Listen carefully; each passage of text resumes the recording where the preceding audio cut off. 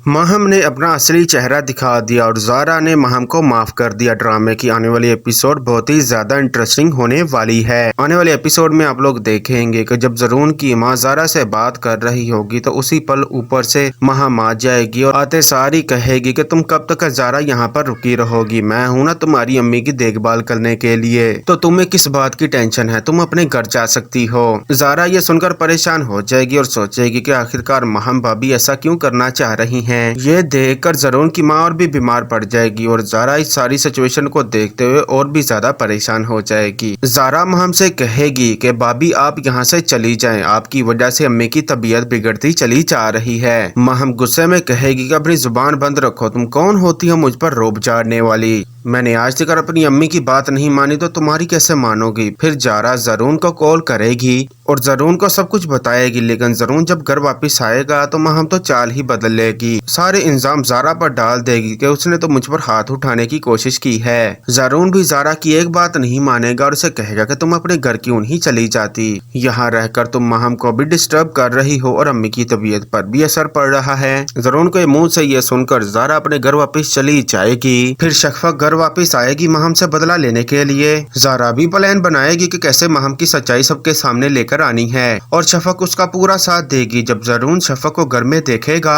और उसे कहेगा कि शफक तुम यहाँ से जाओ, लेकिन शफक आगे से कहेगी कि मैं तुम्हारी बीवी हूँ, कुछ मेरे भी हक बनते हैं, माहम ने मेरी सारी चीजों पर कब्जा कर लिया है और आखिरकार वो यही चाहती थी, अब ये मेरा बच्चा मैं अपने पास रखूंगी, इस पर मेरा हक है। माहम गुस्से से कहेगी कि ज़रून ने ये बच्चा मेरे हवाले किया है और मेरे पास ही ये बच्चा रहेगा, लेकिन शफक अब आगे से डरने वाली नहीं, वो अपने बच्चे को पकड़ लेगी। ज़रून ये सब कुछ देखकर चुप रहेगा। ज़रून की अम्मी शफक से कहेगी कि बेटा तुम बहुत ही अच्छी हो, बहुत जल्द ज़रून को तुम्हारी मोहब्बत का एहसास हो जाएगा, फिर वो माहम को छोड़ देगा, उसके दिल में सिर्फ और सिर्फ तुम रहोगी। शफक ज़ारा से कहेगी कि रमीज को कहो कि वो भी मदद करे। रमीज मान जाएगा क्योंकि वो ज़ारा से मोहब्बत करता है और उसके लिए कुछ भी करेगा।